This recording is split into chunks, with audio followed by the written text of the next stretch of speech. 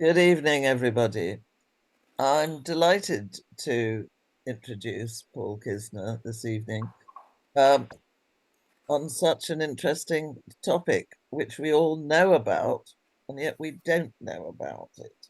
We don't know its history, its structure. We know it happened, and we'll know a lot more when Paul gives us his talk. Paul, over to you. Thank you. Good evening, everyone, and thank you for having me. Thank you to Icon UK for inviting me. My name is Paul Kisner, and I am really excited to present to you the culmination of the research that I carried out with the help of the paintings conservators and researchers at the Mauritshuis in The Hague. This presentation is based on a paper that we wrote for ICOM-CC, and as the main author, I presented it last year in Valencia at the triannual conference of ICOM-CC in the section of Theory, History and Ethics of Conservation. And the paper is actually open source, and that means that it's available through ICOM-CC's publication portal to everyone who is interested to download it and to find it there, or just listen to the presentation, of course. And also a thank you to ICOM-CC, because technically they still have the copyright of both the article and this presentation, and they gave us permission for this meeting tonight. I'm presenting right now from the studio of Marianne de Visser, a private practice conservator here in The Hague. And to give you a little bit of expectation management, I saw that the event was promoted as an hour and a half long. That's a lot. The original presentation was 20 minutes for normal conference length, but I have made some alterations and we're going a little bit deeper tonight. So it's about 35 to 40 minutes, plus, of course, a lot of time to answer any of your questions. Also, feel free to take a screenshot of the slides if you see something. There will be a few graphs, a few tables with data, and if you feel like you're really interested in that, feel free to copy that for your own personal use, of course. Let's get started.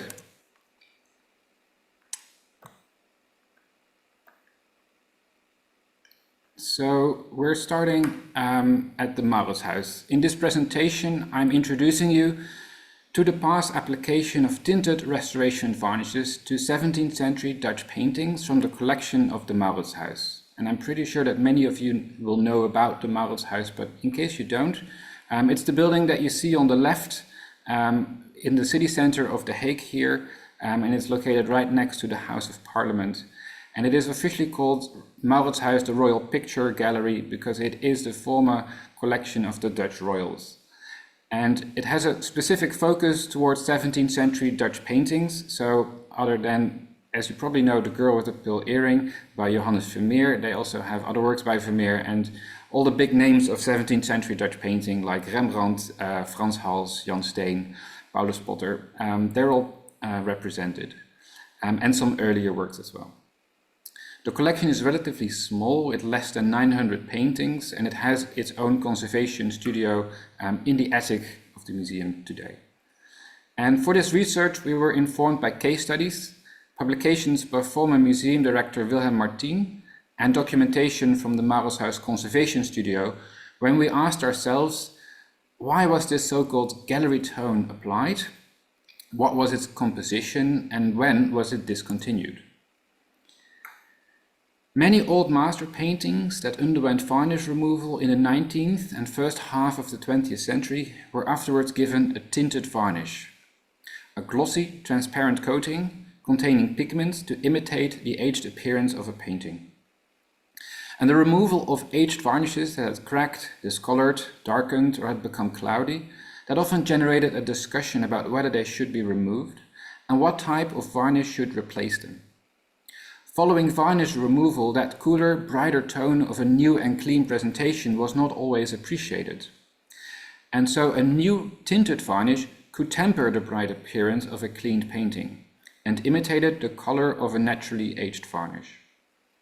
And this was achieved by adding small quantities of pigments and dyes. Now, the tinted varnish's appearance was not as dark as the old varnishes that had been removed. Instead, it moderately imitated the warmer tone of the painting's aged surface layer. Being a natural resin varnish, they would likely darken further over the following years. But to avoid some confusion, it was not like you would remove a brown varnish and reapply an equally brown varnish. It was more to take the edge of the bright, clean presentation to moderately temper the effect of that. Recipes for tinted varnishes have not been well documented, and they varied between conservators. And tinted varnishes were not unique to the Mauritshuis at all. They were an international phenomenon during the 19th and first half of the 20th century throughout Europe.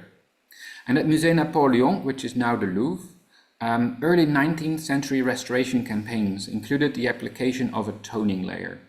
And at the National Gallery in London, conservators applied an intentionally fast darkening varnish between 1824 and 1853. If you do research into tinted varnishes, they are usually in literature referred as toning layer, also soothing, most commonly gallery tone, and sometimes even sauce. And sauce in this case was not really a compliment, it was a description that you'll find here and there of a previous restorer's work, in the sentence of like, it was soiled with the sauce of the previous restorer, something like that.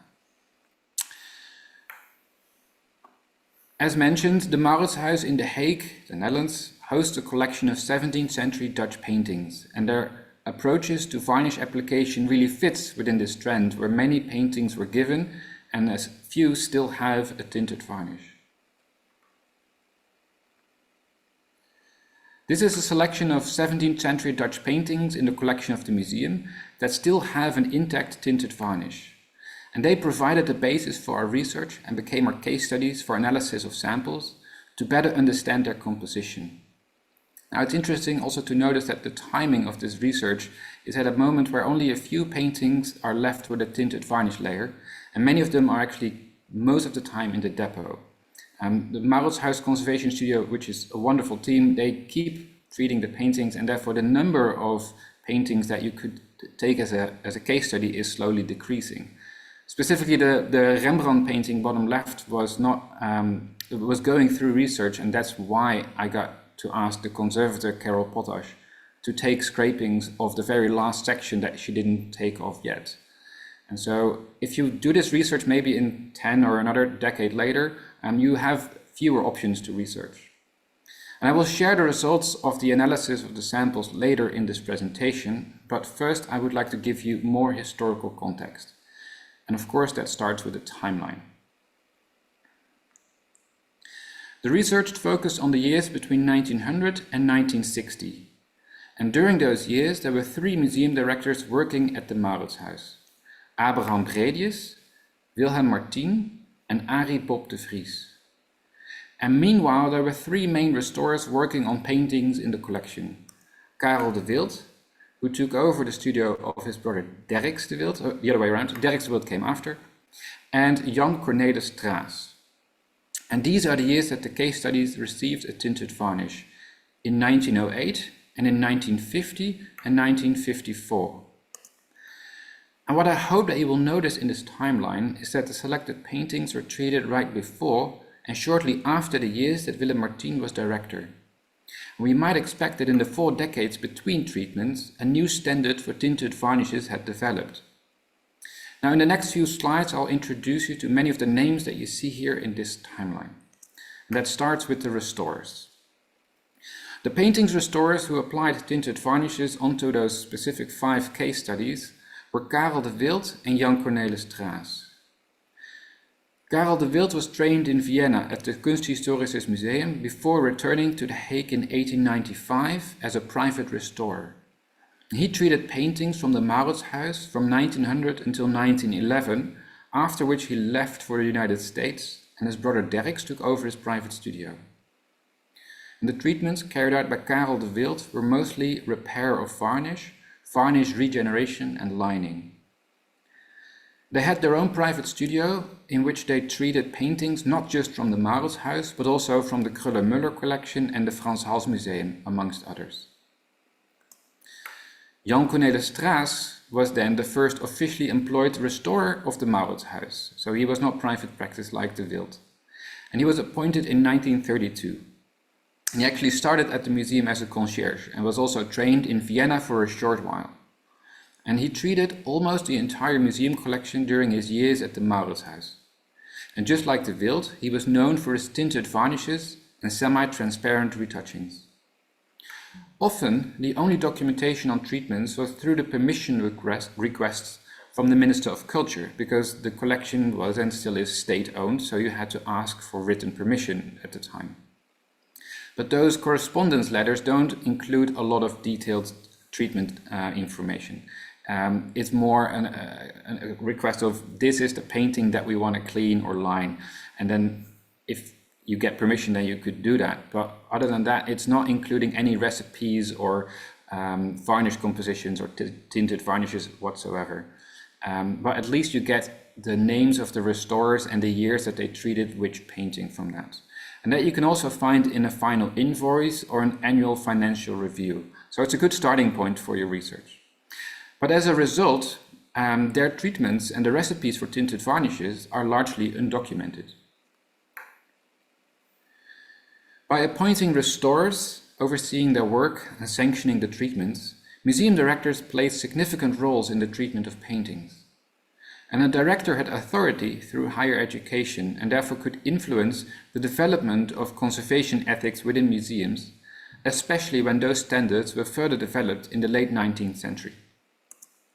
At the Mauritshuis, the role of museum director was mostly fulfilled by artists or directors who saw the role as an honorary position.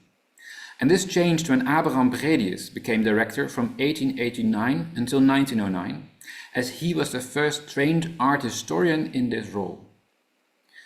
Bredius' influence on the treatment of paintings was emphasized by his choices of which restorer could be trusted to handle complex condition issues. And he assigned several paintings to Karel and Derks de Wild. Bredius' successor was Willem Martin, who became director in 1909, and he was a key figure in transforming the museum's approach towards conservation into a scientific profession. He was also the first Dutch museum director to publicly express his views on restoration of paintings to a wider audience through publications, while also collaborating with external advisors and emphasizing the great importance of material science. The influence of the museum director on conservation is illustrated by this citation, in which he praises the work done by the brothers de Wild. He said, "I have seen Mr. de Wild at work for several years and have witnessed many times the expert and artful manner in which he found the right solution for a difficult problem. Many of the major collectors in this country, for example Mrs. Kruller and Dr. Bredius, have their paintings cared for on a regular basis by Mr. de Wild, who is in every respect a worthy successor of his brother." During his early years as deputy director, the application of tinted varnish was common practice. However, once Martin became the museum director from 1909 until 1945, his preferences on varnish application gradually changed. Now, before I will elaborate on these preferences, and I'll talk about them more, I would like to give you a little more background information, also about the times in which the gallery tone was common practice. The 19th and early 20th century museum viewing public often had an appreciation for the aged character of artworks, and many even believed that this golden tone was the desirable appearance of an old master painting. Especially for paintings by Rembrandt, that warm tonality became part of the artist's romanticized image. Now, on a side note, when considering that golden tone of Rembrandt's painting, we should also mention his use of smalt blue pigments, and their degradation also plays a role in the appearance of a golden tone, because smalt pigments tend to turn transparent or brown over time, and that became that romanticized image along with aged varnish and eventually imitated tinted varnish. Now, darkened varnish, poetically described as a sign of age but not decay, is also mentioned as patina. And you could argue that a tinted varnish was therefore an imitated patina. The public appreciation for the aged appearance and the views of critics likely withheld museums from impactful interferences like varnish removal. Museum professionals feared the so-called cleaning controversies. In several early 20th century cases, a museum that chose to remove an aged varnish and applied a clear and colorless new varnish would have faced a so-called cleaning controversy. Newspapers and art historical journals published public outcry over the changed appearance of paintings after a darkened varnish was removed. The 1932 cleaning of Rembrandt's Syndics in the Rijksmuseum was publicly debated in national newspapers. And earlier in 1909, a similar discussion played out in the press about the treatment of several paintings in the Frans Hals Museum in Haarlem. The 19th and early 20th century public was not usually informed that the paintings had undergone conservation treatments. Treatments such as cleaning and lining and varnish regeneration or framing were carried out in secrecy, far from the public's view. And that was also in part to protect the restorers' trade secrets and their recipes. In the appreciation of patina and treating paintings out of sight behind closed doors, that all likely influenced the process of considering varnish removal. And this is where we get back to Martin, because director Martin broke with this secrecy by publishing about varnish removal and the use of tinted varnishes in a 1916 article in Oude Kunst. Oude Kunst, meaning traditional art, was a monthly publication for collectors and art enthusiasts, so a public that was informed about art but otherwise accessible to all who were interested. In Martin's opinion, an aged yellowed varnish layer should be accepted and maintained for as long as possible.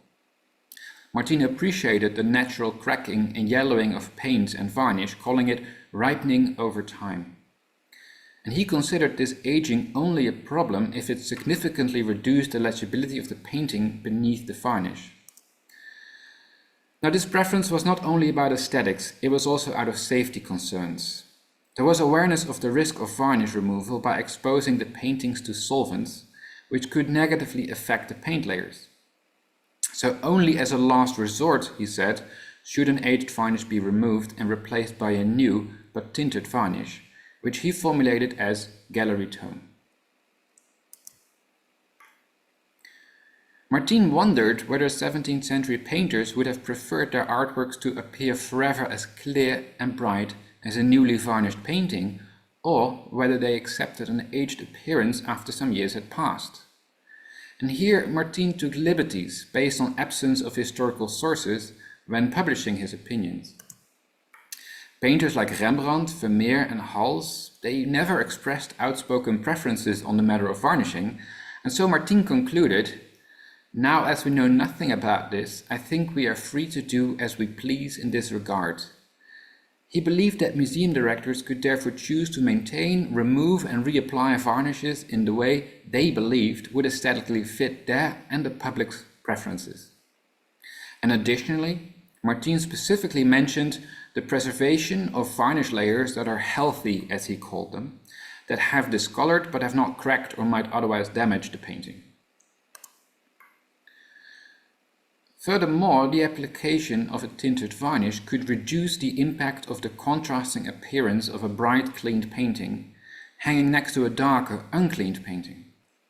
Martin described how he was eager to have all the aged varnish layers removed from Rembrandt's 1632 painting The Anatomy Lesson hanging in the Mauritshuis. And the resulting discrepancy of appearances with the much cooler looking Rembrandt painting Simeon in the Temple hanging in the same gallery would actually be acceptable to him. Especially for paintings that were in his private possession, would he resist the application of a tinted varnish. However, in his role as museum director, he would still be limited by his duties and the visitors who expected a darker gallery tone. Speculating on the removal of the tinted varnish, he wrote, "The impression of the anatomy lesson would thereby lose some beauty but gain some truth. If it were my private property, I would not hesitate making the latter prevail, even more so because a future owner could reapply this beautifying surface dirt at any given time." And I think it's interesting that Martin's choice of words like ripening over time and beautifying surface dirt seem rather romanticized. But don't forget that these are written during a time where conservation was going through a development to become a scientific profession, but was not quite there yet. And so Martin provides arguments and new insights, but he still describes these choices in words that are playful and sometimes almost artistic.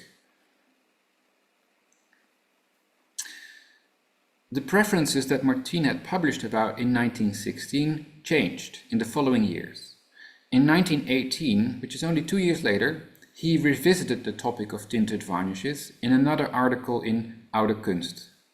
And Martin was witness to the treatment of Frans Hals's 1641 group portrait, Regents of the Old Man's Almhouse, treated by Karel de Wild in 1911 for the Frans Hals Museum.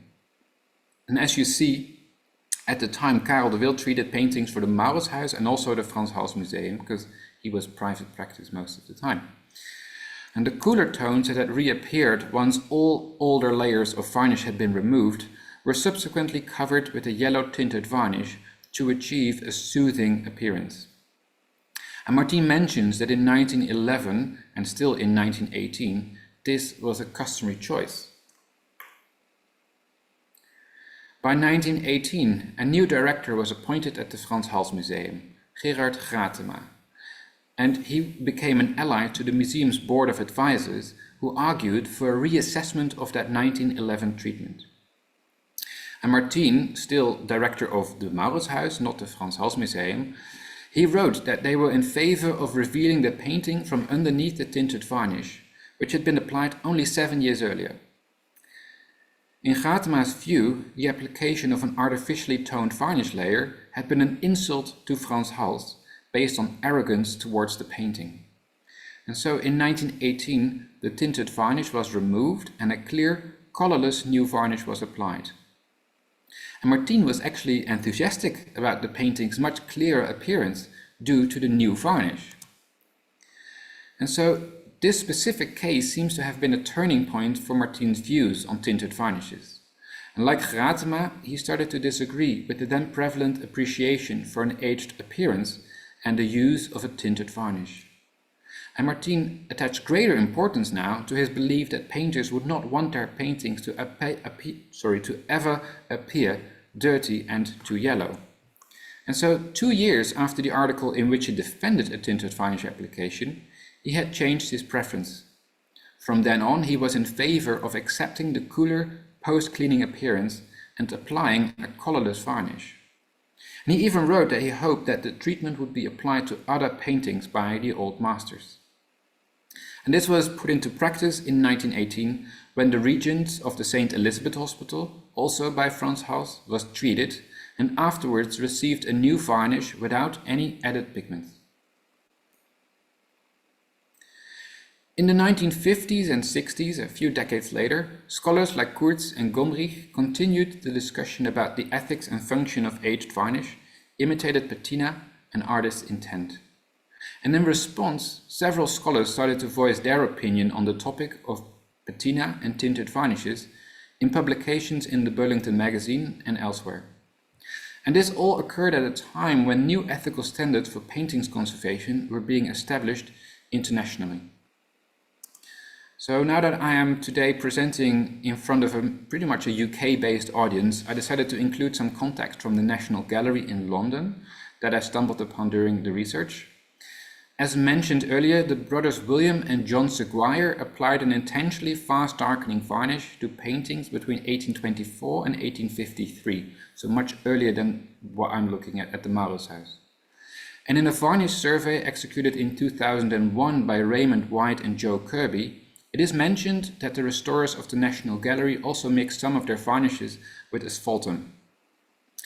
And then there is the groundbreaking yet much criticized exhibition in 1947 called Cleaned Pictures, and its catalogue is one of the more widely published examples of public education on varnish removal and the impact of tinted varnish. And on a side note, this little book, when I did this research, I ordered 2 copies, one for myself and one for the library of the Mauritshuis, and they're still widely available through places like eBay and other resellers of vintage books for about 20, maybe £25, and it's a really lovely little document to read about the time that this was all occurring. It has some opinions on cleaning of paintings that is really insightful.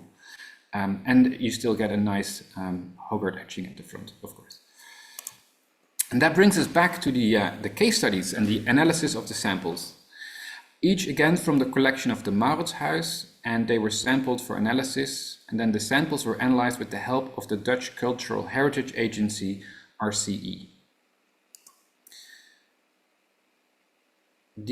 As you can see here in microscopy images of the varnish scrapings, the added pigments were present in really low concentrations. I highlighted them with the little boxes where you see the reddish pigments or groups of pigments. And around them, that is not white pigment, that is scrapings and varnish particles that came off. And so you see here how few particles were actually added. It was not a saturated varnish full of pigments at all. It was just a very moderate tinting of the varnish. And that also makes the research a little difficult sometimes to actually find the particles for analysis. Varnish scrapings, but also tissues used to remove the varnish, like Avalon, and cross-sections that were taken earlier were analyzed from paintings varnished by de Wild in 1908 and by Traas in the 1950s. And the data from analysis could be used for a reconstruction of the recipes and could mark the timeline of its discontinuation. And although their application has gradually been discontinued in the Mauritshuis, a specific date that marks the end of this practice is hard to determine. What we might expect is a shift in varnish recipes after Willem Martien's publication of 1918.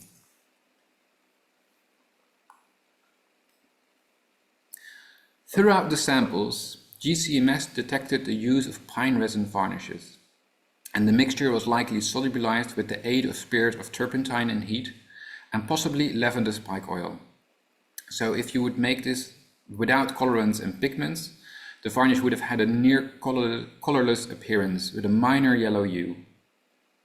In 1908, there were several black pigments added, such as charcoal and bone black, along with cadmium yellow, umber, sienna, and hematite red. Another painting treated by de Wild contained a pine resin mixed with heat-bodied oil, and the pigment identified as yellow iron oxide.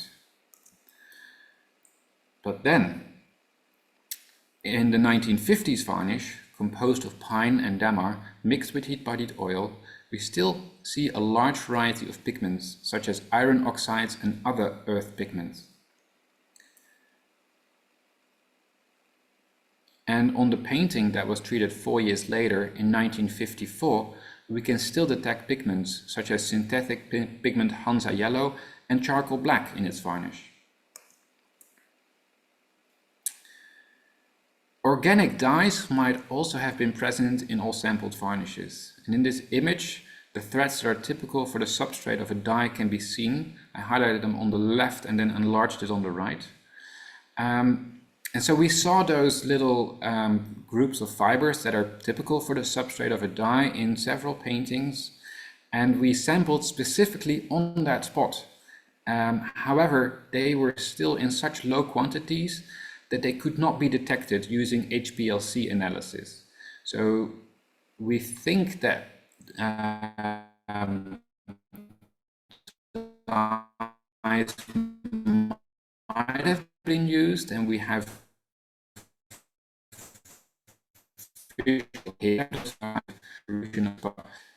so it might be.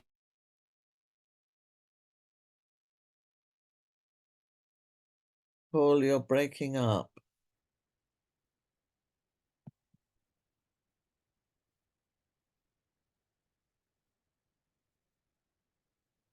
Paul, can you hear me?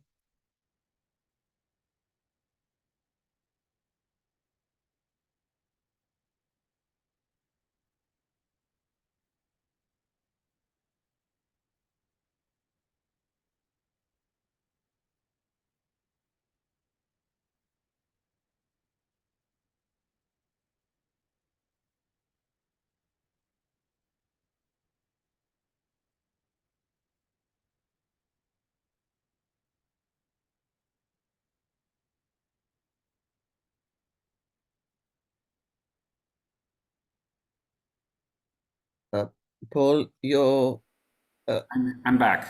Can you hear okay, me? you're back. Was that our internet that fell out? I don't know whose internet fell out, but yes, I think it was the internet that fell out. Okay, I'm so sorry. No, Uh, it's not your fault. if it It's was, it was not on the purpose. IT, yes. Um, okay, So can you see my screen again? yes, Okay, good. okay, That was scary.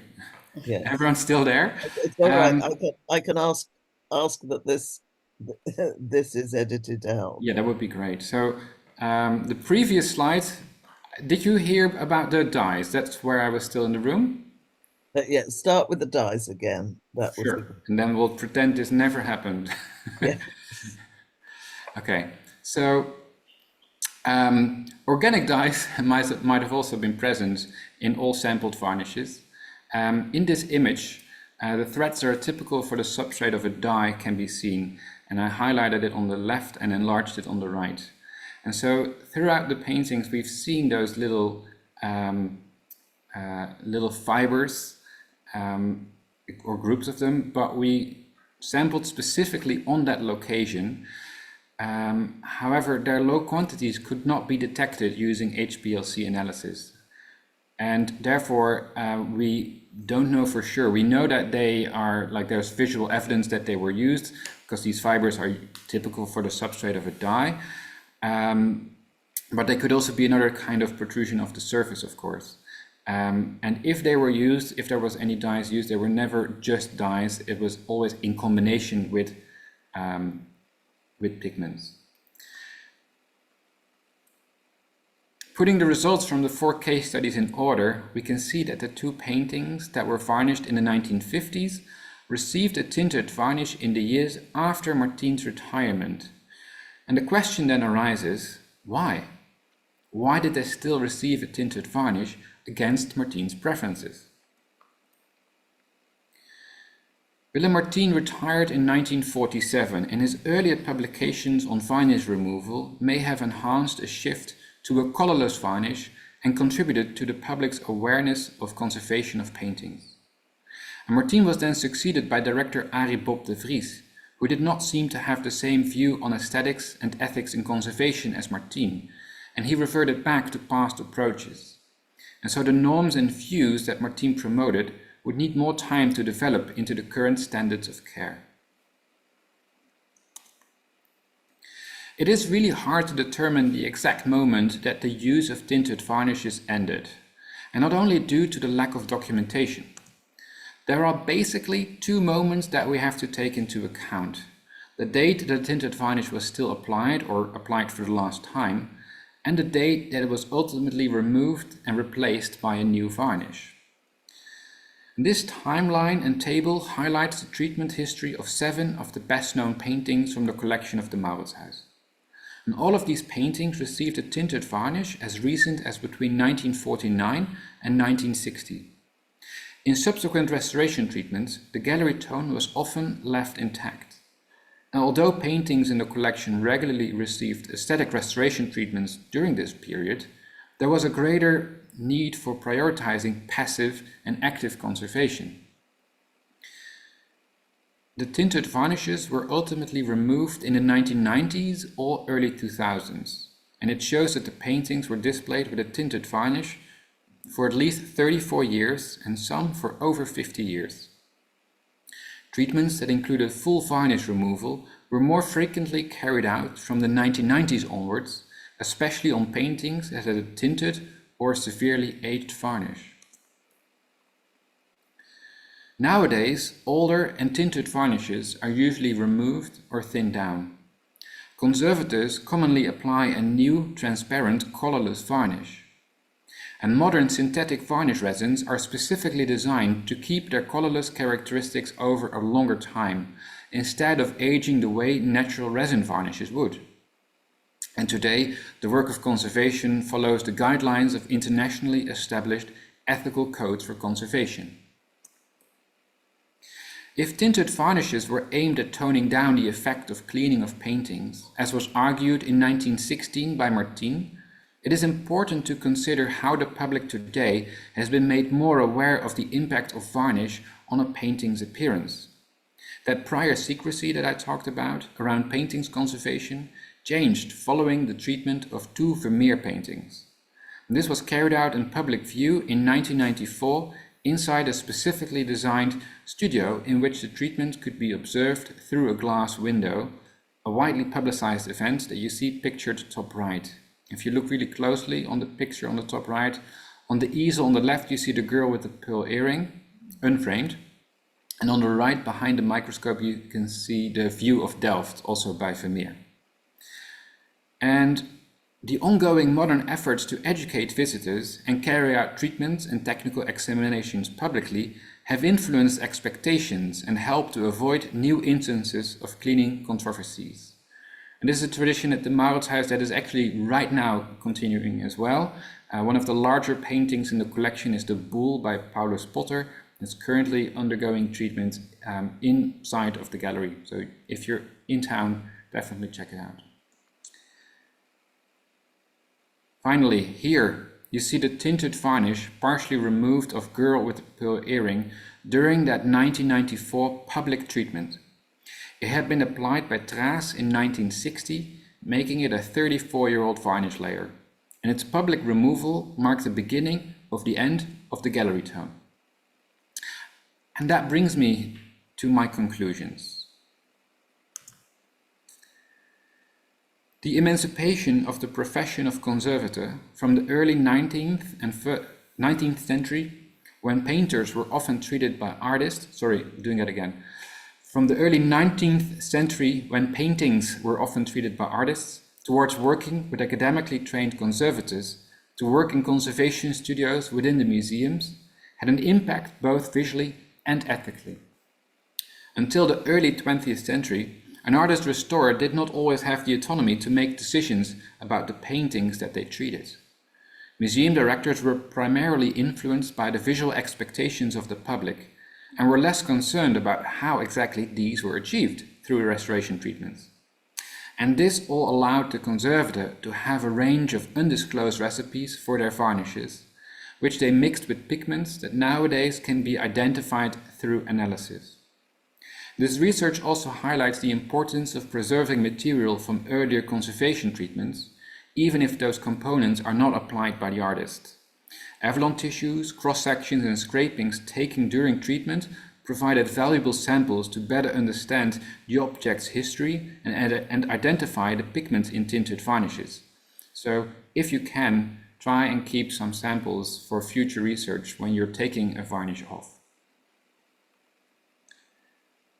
Directors Bredius, Martin and Gratema stood out by being much better informed and willing to be advised by their restorers, thus advancing the ethics and possibilities of conservation. Their successor as museum director, De Vries, had different views on conservation than his predecessors, and so he reverted back to the traditions and methods of treatment he believed the public still expected. During the following decades, the position of the conservator further emancipated into a recognized and trained profession.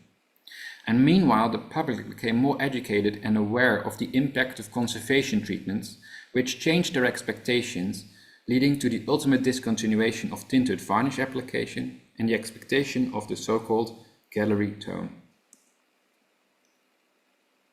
I would like to thank the following people for their contributions by providing samples and carrying out analysis. I would like to thank the co-authors for their advice and for their contributions to our research paper. And thank you, Icon Paintings Group, for the invitation and for your attention so far. If you have any questions, I would be very happy to answer them. Well, thank you so much. I love this screen we have now. Yes, if people would like to put questions into the Q&A, we will deal with them. But I'm going to kick off as to what was it that started you off in this research, given that So, way before this became a paper for Icon ICOM-CC. It was actually my master thesis that started this. So I studied conservation and restoration of paintings at the University of Amsterdam. And this was my master thesis, and that was inspired partially by the fact that I was a tour guide for a long time at the Mauritshuis, so I know the collection really well, I think. And also, there was a need for this research. So there was a moment of talking with the Mauritshuis of what kind of topics they would be interested in, and I was eager to work with the team there and also to delve deeper into the treatment history of the collection. And I'm really interested always in treatment history and specifically changing ethics. How did we look at paintings before, and what interventions were common practice that are not common practice at all today? And so that was a great combination of all these elements. And then the thesis was later turned into a research article. Yes, I often talk to people about when you do research, you need to find a subject that opens up and Definitely. describe. When people say, "What do you mean?" Basically, you have to find a subject where you can find some information on it, and not all of them do that. We have a question here. Do you, from Laura Romani? Do you think tinted varnish encountered in perhaps 50 years could be considered as historical additions and therefore preserved? Oh, that's a. I mean, Yeah, I don't Katerina has. have visions of the future. As conservatives, we look at the past more, and I think, well, you could always argue that keeping a varnish could also be a tiny strip of varnish that you cover with the frame for future reference. But I think you should always, whatever it is that you do, you should look back at the intention of the artist. And then paintings conserved is never more important than the artist and their intention with the painting. So I would, if you come across a tinted varnish in 50 years, I would say like, wow, that's interesting because there's not many left. Keep samples when you remove it. If you can keep a little strip on the edge that you cover with the frame, that would be even better. But what the painting needs is to get closer to the intention of the artist and not your research project and not your personal opinions as a restorer. That would be my vision on that. Uh, Another question. While researching about old treatments, did you encounter any mention, any mention of blanched varnishes? Yes. Well, first of all, I've treated paintings myself that have a blanched varnish. It's not that uncommon, I'm afraid. And they definitely had that issue at the Mauritshuis, and it is mentioned in literature sometimes. And I'm not entirely sure if that's the case with the Mauritshuis, but they had a lot of climatization issues in the past. It's an old building that was relatively late with getting central heating. And for a long time, paintings were kept in a building that was like with coal stoves in the right in the middle of the gallery. And many of the problems that the paintings have and had in the past go back to that past condition that they were in. And so, yeah, blanched varnishes are mentioned as reasons to remove a varnish, just like a loss of evenness over the surface, and those kind of issues are mentioned as an unhealthy varnish by Martin. Okay, do we only have three questions? Come on. I see another one by Henry Matthews. Oh, I can't. Well, perhaps I can't see it, so perhaps Oh, you I'll could read it out. read it out. Yes. The question is, did you find any commercially available recipes or formulations, or were the tinted varnishes created ad hoc by the various restorers? It's a great question. When I did my research, I actually went in many different directions because we tend to look at just paintings, but varnishes are used also by people who build violins or people who build ships, like boat decks. And there was a rumor in the studio that some of the varnishes were previously like ready-made varnishes that were used for the protection of ships, like boats, the decks, or the wood on the ship. But we don't have any real sources to confirm that, and so that's why we kept it on analyzing it. But knowing that there is a variety of pigment identification, we don't think that there is a standard varnish with tinted element, with added pigment. It seems more likely that if there even was a standard ready-made varnish used, that the pigments were added later, because they were not all the same composition for each painting. Yes. I'm fascinated by the range of pigments that Yeah. were, yes. Might be interesting to add here that I did some reconstruction using the data, and I did it not on paintings but on opacity charts, and I tried several quantities of each pigment based on measuring the weight of them. And it was interesting that none of the pigments that I used, I think it was about 10 or 12 pigments that we found through the analysis, none of them really had a strong effect on themselves. So you would have to combine them to really get the warm tonality, except for maybe cadmium yellow, because that's really strong, of course, and really covers a lot.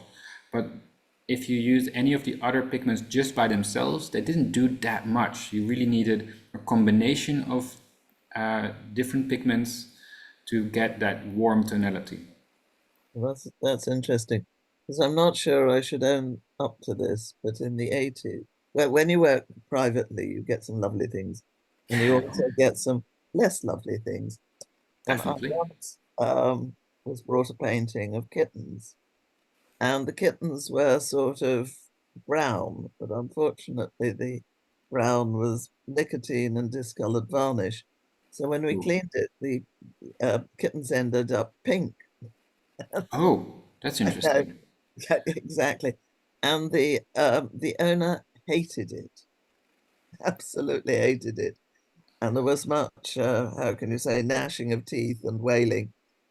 So we ended up, she insisted that we tone it down. And I did have troubles getting enough tone in it. Obviously, I had combined enough of different pigments, um, but I never, yeah, it's so long ago now.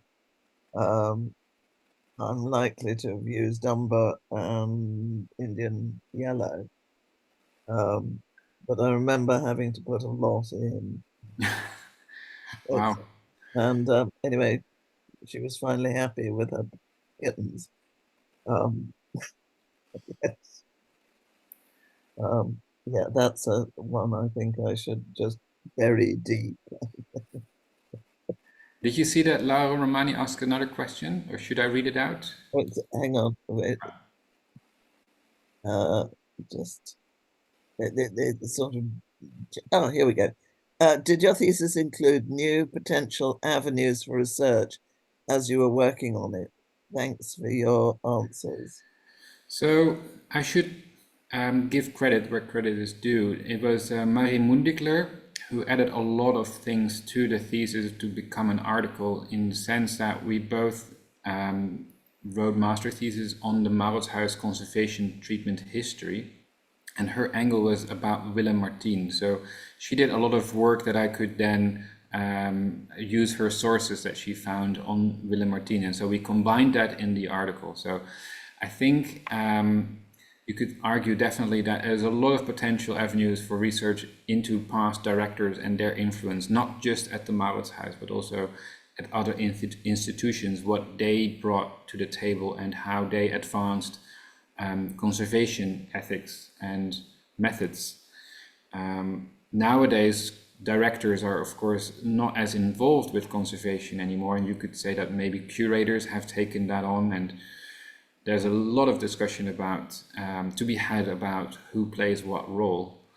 But also, I would like to add a little bit what I said earlier, is that we tend to look at varnishes as if they were just designed for paintings conservation. But if you look at, if you start looking for the right recipe based on the findings from analysis, then the varnish that I came closest to was a violin maker's varnish, which I found in a French literature, in a French book about varnishes. So I think the best advice that I would have for avenues of exploring future research is to go as broad as you can and don't limit yourself to just past conservation of paintings, because when this profession was being developed into a scientific profession, we tend to overlook that at the time it was more of a tradesman's job, and they used things that were available to them, just like artists did a lot. Giving you a long answer, but that's there's so many things that you can still study and learn, of course, always. Because I remember when I was studying in Stuttgart, we made up, according to old recipes, a series of varnishes. I have no idea whether we did it right or not, but I have a clear memory of them being chocolate brown and definitely not brushable. To add to that, it's actually I'm in a Facebook group where oil paint artists ask each other for advice. I don't paint a lot myself anymore, but it's interesting to read what they run into. And a recent question was, why does my varnish not dry? And it was they used, sorry, not varnish, why does my paint not dry? And it was a linseed oil that they added with loose pigments, but they used food grade linseed oil, which nowadays you can add to your salads if you want, and it's incredibly healthy, I've been told. But Not that oil. usually includes an antioxidant, and so it doesn't dry at all, no matter how long you wait. So that's the kind of insights that you'll find if you open your eyes to other people than just conservatives. Yes, and I've always, having seen these chocolate brown messes that we made up, it sort of, I can't believe that that's really what artists wanted on their paintings, having put all those glorious colors into them. Yeah. Yeah. Do we have anything? Oh, hang on. We have from Kirsten Krainer. Could the fibers also be saffron? Question mark. Saffron fibers were found in a painting at the Dresden Academy of Fine Arts in the 1990s. Yes, they could be saffron. We actually found sources that mention the use of saffron, and we were hoping to identify that as such. It's definitely a possibility. And also, I found recipes where they mention even coffee being used for tinting varnishes. Saffron is definitely on the table as one of many options for the use of tinted varnishes. If I would have to guess what it was that we saw in the microscope, let me go back to that slide actually, so that you can have a look again. Where was it? Here it is. It is likely that it's saffron, and I shouldn't say that as strongly as I just did. It is a very strong possibility that it's saffron, but we can't identify it other than visually. So thank you for your comment. It is possibly saffron, but we couldn't identify it with HPLC. Okay, because I do know that scraps of cloth that had been dyed were then used to make lake pigments. In other words, the dye was somehow taken off the cloth and then Yeah, put onto lake pigments, and one can imagine that fibers get caught up in the mix. Sort of. Um, so that's another possibility. But these fibers you found often or yeah. very To look for them, and this was specifically the painting by Jan Steen. Let me show you that image as well. It's the painting on the right, there where we found it. But we also saw, I remember, it's been a while. I think also the Caspar Netzer painting also had a few of those fibers, but yeah, we couldn't identify them. It's also funny if you see that Caspar Netzer painting, that is like it's been treated in 1908. And so you see the full effect on that painting of the combination of pigments and aging of natural resin varnishes. This photo is of course taken in a studio in the best lighting conditions, but it's incredibly yellow if you have it in front of you. It is yellow beyond the expectation of aged natural resin varnishes. So this is yeah, it's two elements. It's the aging of the varnish, natural resin, and the added pigment. It's beyond the expectation of aging. And so the two paintings on the left by Nicolaas Maas, these paintings are photographed after treatment, and that's why they don't look as yellow as the other three paintings, or brown. Okay. Is that? Nobody has any other questions? Um, oh, hang on. Henry Matthews. With the interest in and exposure of picture cleaning in the Netherlands national papers, was there ever any controversy or public outcry, such as with the National Gallery in 1852? And I recall that it wasn't just 1852. It went, it sort of kept erupting and erupting and erupting at the National Gallery. Would you give me more info on 1852? Because I wasn't there. Okay. Um, Henry, are you able to hang on? Let me. Henry, I'm letting you talk. If you want to, if you can unmute. Hello, can you hear me? We can Yes, hear you. we can Thank hear you. you loud and clear. What can you tell us about 1852?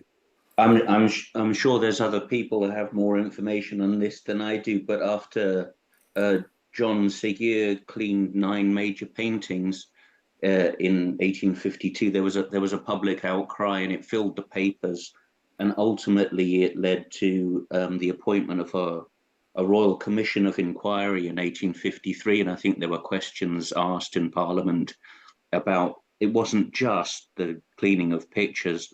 It was also about the administrative structure of the National Gallery in London and its acquisition policies. Other than that, I can't really give you much detail.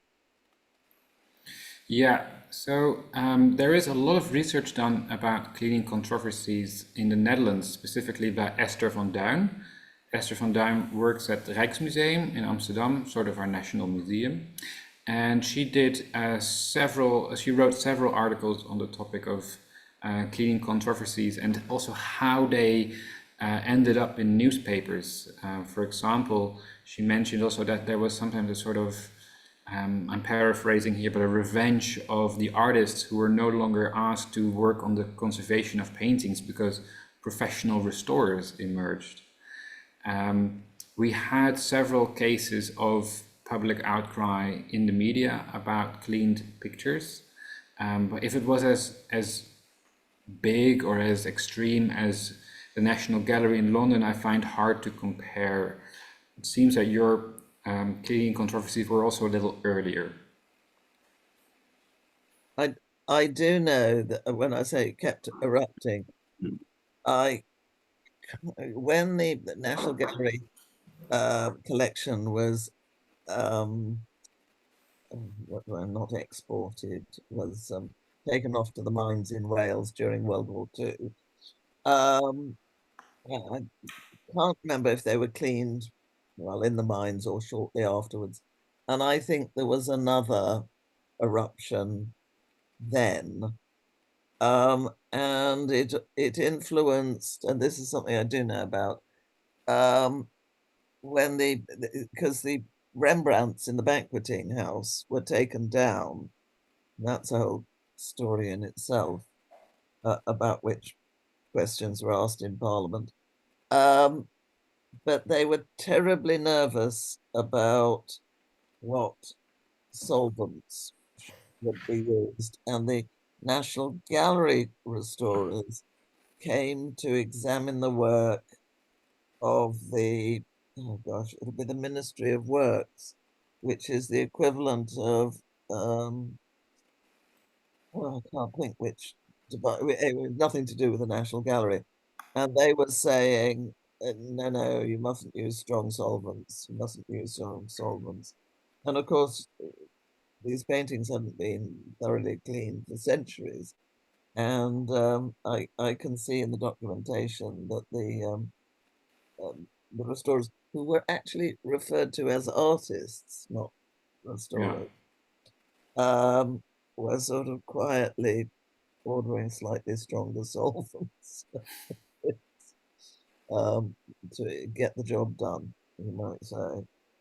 Um, but it was clearly in response to the cleaning controversy, because this was shortly after the war when they were considering, when they were, you know, going to put them back up, and they put some back up and then decided to clean them and conserve them. And so those that had been put up were taken down again. And I think it was all done in the orangery at Kensington Palace. I'm not trained in the UK as much, so No, I wouldn't be able to fully answer that. no, well, I had at some point in my life, I had to read through all the documentation. And yes, it, um, there are aspects that make me laugh, because I discovered the armory was, among other collections, I'm was, going to read out a comment that we received from oh, yeah, Joyce Townsend. oh, yes, I hope I pronounced that correct. yes, Yes, varnish removals and treatments continued through the World War II years on okay, evacuated paintings, and there was another controversy when they returned to London and were displayed in the late 1940s. yep, Some of these are that's now it, in the Tate collections. No details on of the treatments, though. Some in Glasgow museums. yes. Um, yeah, I remember there was sort of this fallout. Anyway, I was just going to say that the um, armory stored its armor in the stables at Barn Hall, and it's just a rather funny picture in my head. Would you happen to pop into the stables during the war, and you find a suit of armor in there? Yes, Interesting. yeah, among other things. Um, yeah, and I have a feeling, Joyce, can you remind me? I think there was another eruption, possibly in the 60s, of our cleaning controversy, but I'm going from memory, so my memory is faulty. Um, but you're saying that the one in the Netherlands, Yes. you only had one. We Oh no, basically had one, no. but We had more than one, I'm afraid. okay, it keeps erupting. Yes, yes. Yeah, Different occasions, different museums, different collections. Yeah. yeah, yeah. And that definitely inspired museums also to be more open about what they did and to show treatments in public and to do some expectation management as well, like inform the public in advance what's going on, what you're doing to the painting. And that's something that we still do today. Uh, well, I think anything that you know that disseminates what it is we do um, um is. Oh, hang on. Joyce also says, I mean, they were treated in Glasgow as safer than London. Okay, that makes sense. Not so sure about the 1960s one. Not read about it before my time. All right, Joyce, I'm ancient. Um, um, Can I yes, just jump back in Yeah, if I'm Please. still unmuted? Is that there's a really great article by Elizabeth Darrow on Conservation Online called "Art in the Public Eye: Conservation in the 19th Century," which talks about that 1952 controversy and discussions that were happening exactly as you were talking about, Paul, with discussions of patina. And Sigur, when he cleaned these paintings, he talked about leaving a skim of varnish on them in order to satisfy the public's desire for a mellow tone. So it's not a new thing at all. uh, Thank you. That sounds really interesting. Yeah. I think Sarah Walden's book talks about that as well, and that's more recent than, The ravished image. yes, that's it. Um, that's more recent than the 60s, I think. Um, Still, from one controversy to another. Um, Later in the year, I hope we're going to have a talk that gives us one reason.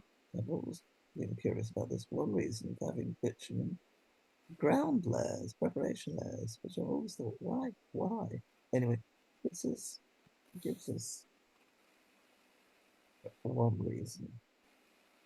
It doesn't sort it all out. So I hope you'll join that. And if there are no more questions, which I don't think there are, Katerina, have you been keeping an eye on everything? Yeah, everything's fine. Okay, so I think um we're through the questions. It just remains for me to say thank you, Paul. Well, thank you all for listening, and thank you for the invitation. And Uh, if any questions come up later, please reach out. yes, I think everybody has my email, so um, send it to me, and I will forward them on. Thank Um, you so much for having me. Not at all, and I will be in touch. Thank Uh, you. Goodbye, everyone.